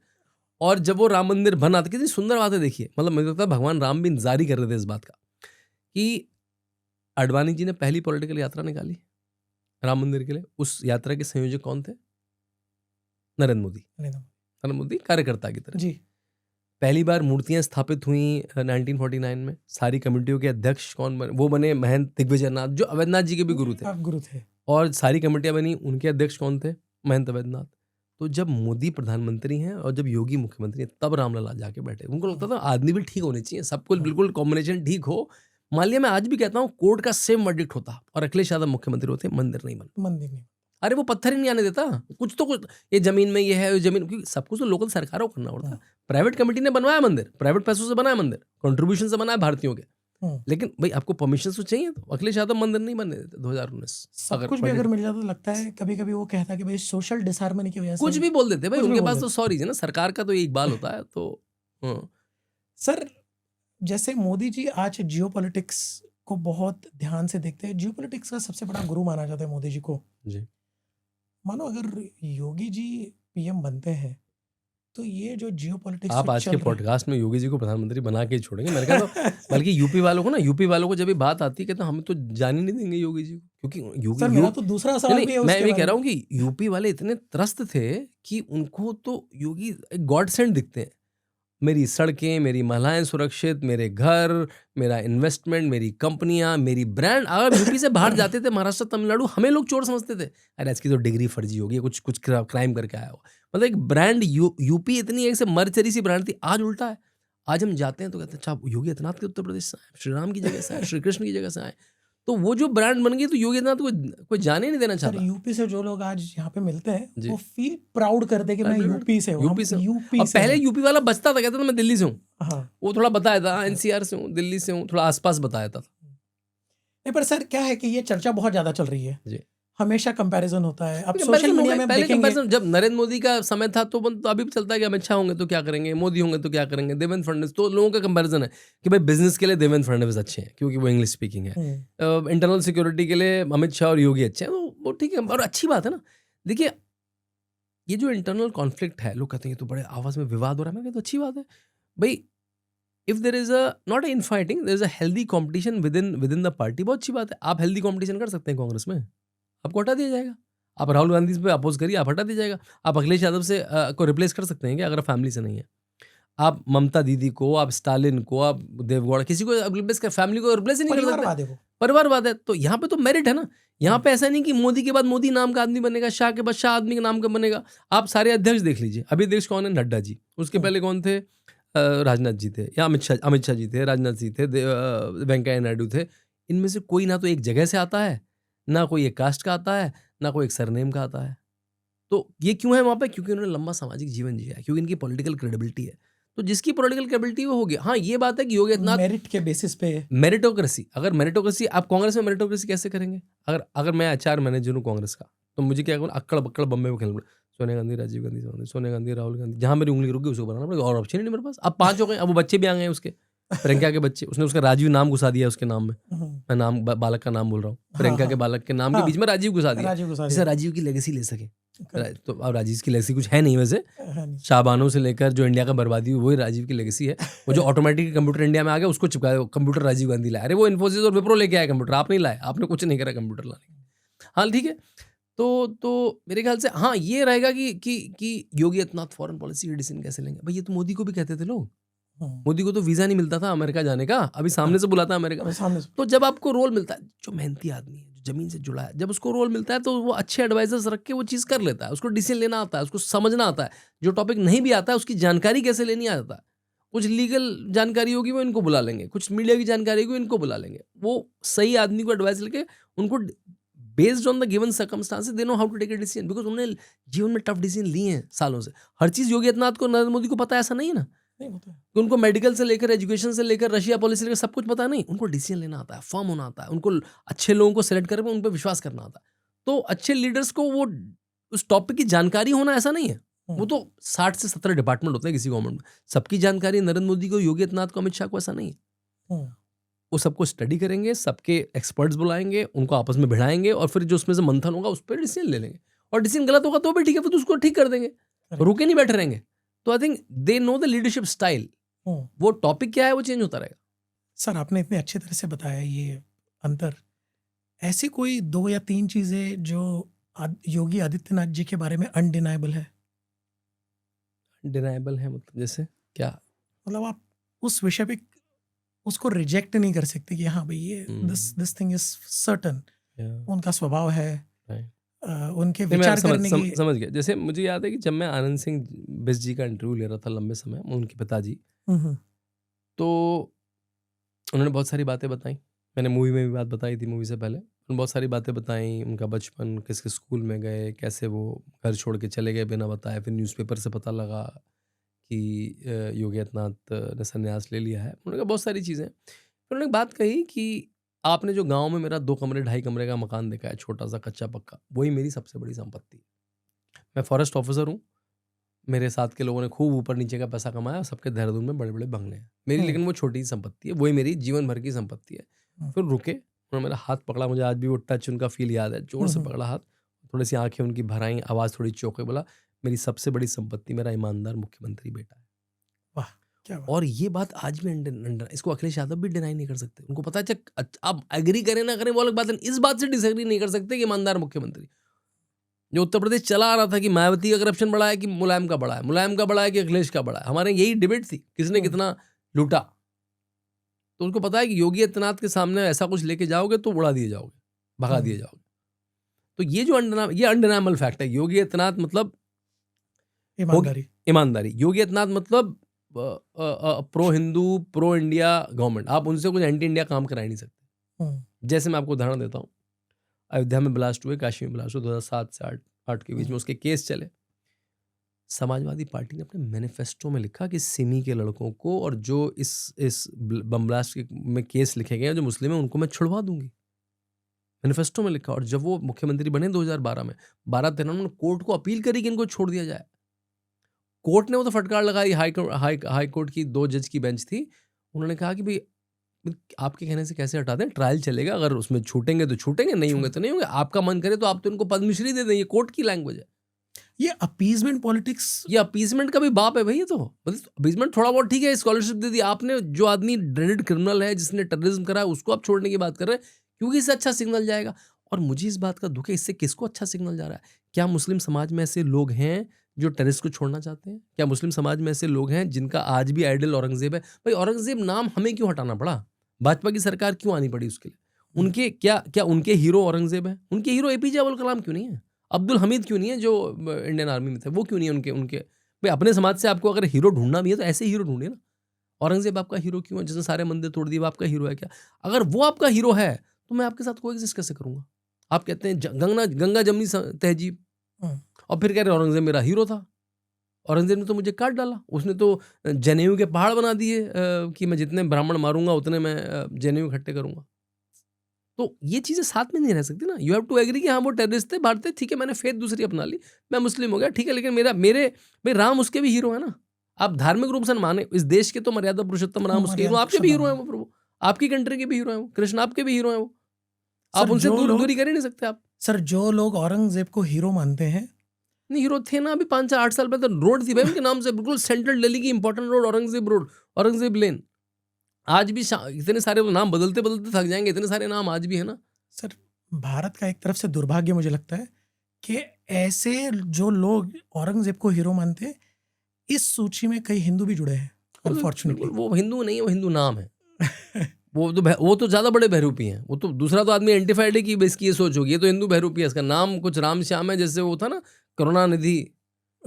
मतलब उनमें क्या हिंदू था? वो तो आपको पता है पूरी एंटी सनातन पार्टी है उनके। तो अभी बालक पोते ने कहा भी है कि भाई हिंदू धर्म एड्स है, HIV है, वायरस है, और फिर भी उनकी राजनीति की दुकान चल रही है उनकी। सर आपने नरेंद्र मोदी और योगी जी के बारे में जो भी एक बताया कि नरेंद्र मोदी भी एक ऑनेस्ट, जेन्युइन और कोई करप्शन चार्ज नहीं, कोई उंगली नहीं उठा सकता, सेम आप योगी आदित्यनाथ से भी उम्मीद करते हैं। जी।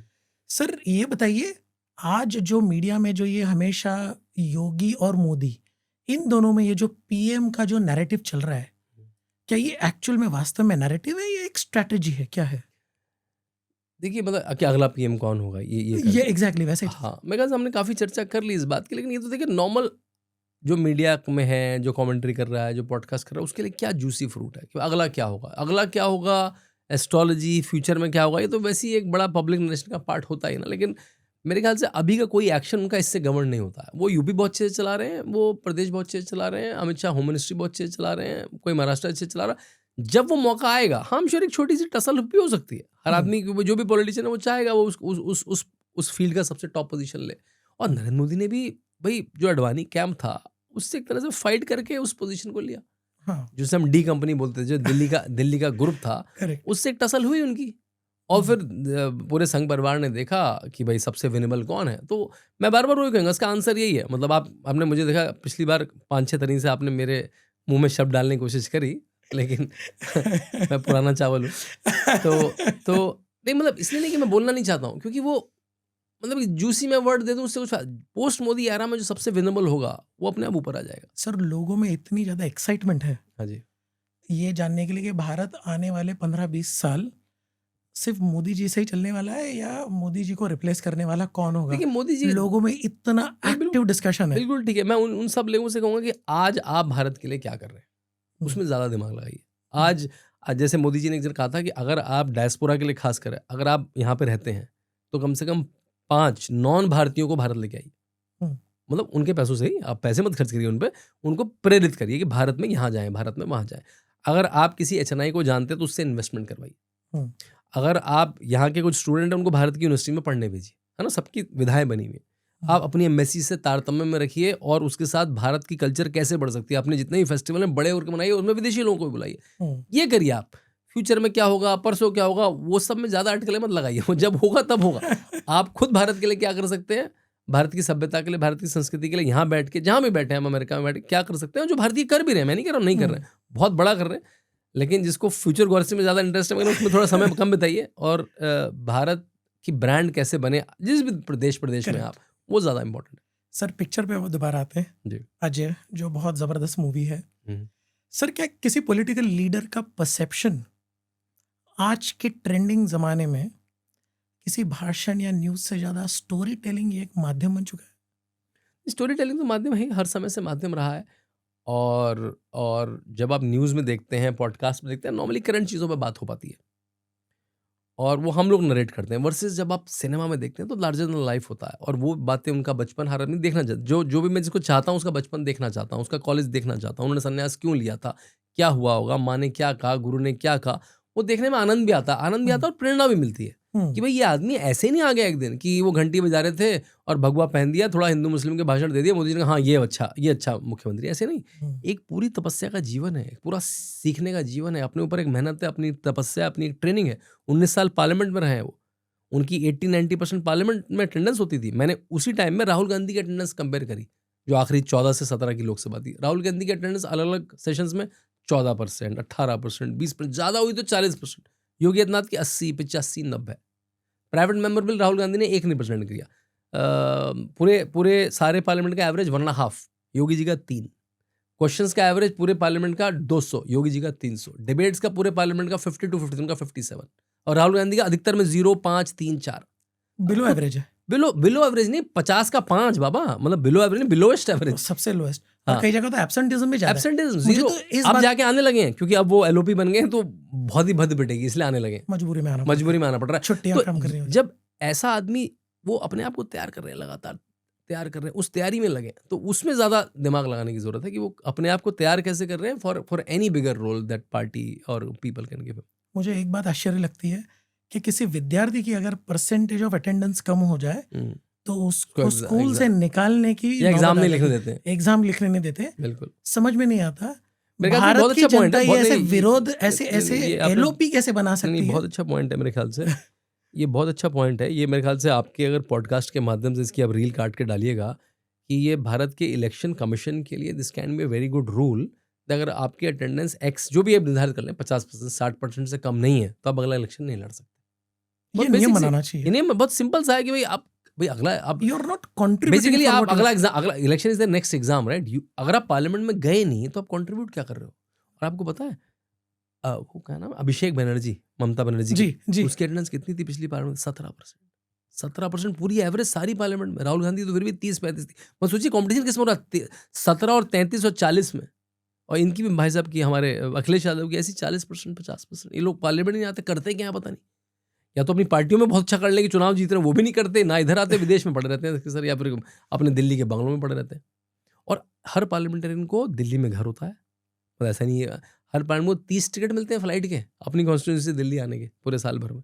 उसमें फैमिली को भी ला सकते हैं, अपने पीए को ला सकते हैं। तब ये हाल है, इतना पैसा इन पे खर्च हो रहा है, उसके बाद भी डोंट शो अप। मैं उनसे एक्टिविटी की तो उम्मीद बाद में कर रहा हूँ, पहले प्रेजेंट तो भाई वहाँ पे। तो ये तो लेवल है इन लोगों का। सर आप ट्विटर पे देखें, आप इंस्टा पे देखिए, इन लोग की होड़ लगी पड़ी है। पूरी एक इकोसिस्टम जो टूल किट गैंग है वो पूरा पड़ा है ये प्रमोट करने के भाई अगला पीएम अब हमारा होगा, राहुल गांधी होगा, ये होगा, वो होगा। जबकि परफॉर्मेंस देखे जाए, अटेंडेंस कम है, परफॉर्मेंस इलेक्शन की देखी जाए तो बैक टू बैक इलेक्शंस हारते जा रहे हैं, लेकिन फिर भी वो अपने आप को आगे रखने की होड़ में लगे पड़े हैं। विदेश आते हैं, भारत की बेइज्जती करते हैं। यहीं पे देखा है, लंदन आते हैं तो भारत की बेइज्जती, भारत की बुराई करना। देखिए आप राहुल गांधी के पॉइंट ऑफ व्यू से सोचिए, भाई वो तो अपनी ब्रांड के लिए कुछ तो करेगा ही ना, फ्लोट तो से फ्लोट रहना है। और वो अपनी ब्रांडिंग प्रधानमंत्री बनने के लिए कम कर रहे हैं, वो कांग्रेस के टॉप पे बने रहने के लिए ज़्यादा कर रहे हैं, क्योंकि उनको तो कांग्रेस से खतरा है। अभी तो थोड़े दिनों पहले 3 साल पहले G23 एक ग्रुप बन गया था, जो सब कांग्रेस, इसमें गुलाम नबी आज़ाद, उसमें कुछ लोग या तो बाहर हो गए या उन्होंने अपना मत चेंज कर दिया, फिर वो चरणों में आ गए राहुल गांधी के। तो वो उनको फ्लोट भी तो रहना है। देखिए राहुल गांधी का सबसे बड़ा कंपटीशन विद इन कांग्रेस है। 2018 में इंडिया टुडे के कवर पेज में यंग टक्स उसका वो था हेडिंग, और उसमें राहुल गांधी, ज्योतिरादित्य सिंधिया, मिलिंद देवरा, जितेंद्र प्रसाद, ऐसे 5-6 लोगों के फोटो थे। उसमें से केवल राजस्थान वाले कौन है, पायलट को छोड़ के सारे निकल गए। उस क्या जो अभी आज से 5 साल पहले यंग टक्स, मतलब राहुल गांधी की यंग टीम, वो यादव की यंग टीम रही नहीं, वो नरेंद्र मोदी की यंग टीम बन गई है केवल। और वो जो पायलट भी है वो भी बस आजकल की बात है। वो कब भी लिखोगे, वो भी कब आ जाए, यू नेवर नो, वो कब आ जाएंगे इधर कब। तो आप किसी को आने नहीं दे रहे, क्योंकि अब क्यों नहीं आने? सोचो, आपने पायलट को क्यों नहीं बनाया मुख्यमंत्री राजस्थान का? आपने ज्योतिरादित्य सिंधिया को क्यों नहीं बनाया मुख्यमंत्री मध्य प्रदेश का मुख्यमंत्री? ये लोग दोनों चुनाव जीत गए थे 2018 में, और इन दोनों का मेजर रोल था, क्योंकि अगर ये बना देते तो बड़े हो जाते, राहुल गांधी को ओवरशाइन कर देते। तो वहाँ पे सारा मैनेजमेंट सरकार किसकी बने, पार्टी किसकी, वो नहीं है राहुल गांधी कैसे अच्छे दिखे। हाँ, राहुल गांधी के ऊपर कोई कैसे ना जाए। हाँ, तो सीलिंग है वो, Rahul Gandhi is ceiling, Akhilesh Yadav is ceiling, Mamata Banerjee is ceiling, right, Mamata Banerjee उनकी फैमिली इज सीलिंग। तो ऐसे में जैसे हमने बात की थी, मेरिटोक्रेसी गोज टू डस्टबिन, उससे कुछ नहीं फर्क पड़ता। आपने चुनाव जिताया, अपने घर बैठिए। आपने ज्योतिरादित्य सिंधिया आपने चुनाव लड़ा, हम आपको मुख्यमंत्री नहीं बनाए, क्योंकि आप फिर राहुल बाबा को ओवरशाइन कर जाएंगे। और आप तो स्मार्ट आदमी है, राहुल गांधी तो नहीं है। फिर आप कल प्रधानमंत्री का पद का क्लेम करेंगे, आप पार्टी अध्यक्ष का क्लेम करेंगे। हमारी तो प्राइवेट प्रॉपर्टी, इसी से हमें पैसा कमाना है, नेशनल हेराल्ड से पैसा कमाना है, हमें तो यही तो हमारे पास स्रोत है हमारे पास, और तो हमें कुछ आता नहीं है। तो वो आपको दिखेगा, वो आपको हर समय दिखेगा। तो राहुल गांधी को तो कोई तो ढूंढा पिटेगा ही, इतनी तो PR है उनकी कि उनको टीवी वाले दिखाते रहेंगे, उनको प्रधानमंत्री लोग बनाते रहेंगे सपनों में। सर, आपने फिल्म के बारे में बात कही कि सचिन पायलट पे, तो क्या आपका अगला प्रोजेक्ट सचिन पायलट की फिल्म है? नहीं, सचिन पायलट तो अभी वो पहले खुद ही मुख्यमंत्री, कुछ बड़ा कुछ कर लें, कुछ बड़ा तो वर्दी नहीं है किसी आपका फिल्म अगला के। मेरे प्रोजेक्ट ख्याल क्या से है? अच्छे व्यक्ति लगते हैं देखने में, बात करने में। देखिए अभी तो इसी का पार्ट 2 बनना चाहिए मेरे हिसाब से। अब उसके लिए हम इन्वेस्टमेंट खोज रहे हैं, इसको वेब सीरीज आनी चाहिए। वेब सीरीज से क्या होगा, हमें और बहुत सारी चीजें जो हम मूवी में नहीं दिखा पाए उनके जीवन की, वो उसमें आ पाएगी। वेब सीरीज में आपके पास कैनवस बड़ा है, 5-6 घंटे आप कंटेंट दिखा सकते हैं। तो इसमें वेब सीरीज या फिर और राष्ट्रवाद पे और ऐसी पिक्चरें जो लोगों को सच पता लग पाए। और पिछले 10 साल में बहुत अच्छी बात हुई है कि ऐसी पिक्चरें बनी हैं, ऐसी किताबें लिखी गई हैं, ऐसे स्टैंड अप कॉमेडी शो हुए हैं, ऐसे नाटक बने हैं जो नहीं बनते थे पहले। देखिए झांसी की रानी आज का टॉपिक है क्या? 200 साल पुराना टॉपिक, उसकी पिक्चर आज क्यों बन रही है? पहले नहीं आती, पहले मुगल आजम में क्यों बनती रहती थी? मतलब उस तरह की पिक्चरें क्यों बनती थी? सलीम जावेद वो नैरेटिव सेट करते थे, और उन्हीं के इल्क के लोग थे। शिवाजी पे पिक्चर, शिवाजी देखिए अकबर को अच्छा दिखाया जाता है। देखिए ये बात सुनिए, पूरी जो बॉलीवुड इंडस्ट्री है वो कहाँ पे है? मुंबई में। मुंबई एयरपोर्ट का नाम है छत्रपति शिवाजी इंटरनेशनल एयरपोर्ट। आज तक 70 साल में छत्रपति शिवाजी पे हिंदी पिक्चर नहीं है। कैसे हो सकता है ऐसा? आपकी इंडस्ट्री वहां पे है और जगह जगह पे उसके बुत लगे हैं, बात बात पे शिवाजी की बनाई थी, लेकिन पिक्चर से बड़े हो जाएंगे। शिवाजी वाली भावना ना जाए लोगों में, हिंद स्वराज की भावना ना जाए लोगों में, वो साथ में रहने की भावना ना जाए। आज तक अब बन रही है 2 पिक्चर, एक ऋषभ शेट्टी बना रहा है और एक कोई मुंबई से बना रहा है। तो ये पिक्चरें आज क्यों बन रही सर, लेकिन ये ऑब्जर्वेशन है 2014 के बाद सच्चे इतिहास पर फिल्में अब बन रही हैं। क्या फिल्मों पर कोई रोक था? पता नहीं रोक था ना, फंडिंग है, चलेगी नहीं, कोई रोक देगा, कोई काम नहीं करेगा। उसमें भी ग्रुप्स बने हुए हैं। आप एक बार अनुपम खेर को सुना है, काम नहीं मिलता ठीक से, क्योंकि उन्होंने कश्मीर फाइल्स कर दी, उसने ये कर दिया, तो टैगिंग हमें अब मुश्किल हुई। हम पिक्चर में कास्टिंग में बहुत सारे लोग, योगी मैं पहली बार किसी, बहुत समय नाम नहीं ले पाऊंगा, उन बेचारे एक्टरों का प्रोफाइल है, अच्छे थे, मन से अच्छे थे, नहीं फिर मुझे काम नहीं मिलेगा इंडस्ट्री में। सोचिए, मतलब अगर मैं योगी आदित्यनाथ का रोल कर दूंगा तो मुझे काम नहीं मिलेगा इंडस्ट्री में। ऐसी बॉलीवुड की इमेज है। डायरेक्टर बचेगा, यह बचेगा, वो बचेगा, मैं दूर रहूंगा पिक्चरों में। बहुत सारे डायलॉग्स हमारे जो कुछ एक्टर्स से बोलने में उनको अनकंफर्टेबल था। ऐसा नहीं था उनको मन में बुरा लग रहा था, नहीं फिर इंडस्ट्री वाले मुझे ज़्यादा समझेंगे। इंडस्ट्री वाले तो इंडस्ट्री में एक ऐसा लेफ्ट लीनिंग, ऐसा एंटी इंडिया, ऐसा एंटी हिंदू, ऐसा एंटी भगवा, ऐसा एंटी सनातन माहौल बना रखा है, जो छत्रप्स हैं, जो पावर होल्डर्स हैं बॉलीवुड के, जो हर इंडस्ट्री में होते हैं, कि भाई उसमें काम कर लोगे तो मेरे कैंप में नहीं आ सकते। उसमें भी परिवारवाद है, उसमें एक ग्रुपिज्म तो है कि अगर उस वाली विधा में काम कर लोगे तो मैं काम नहीं दूंगा, फिर तुम टैग हो जाओगे। मतलब आपकी एक्टिंग से टैग नहीं करूंगा आपको, आप किस तरह की पिक्चरें कर रहे हो उससे मैं आपको टैग करूंगा, जो गलत है खुलना चाहिए।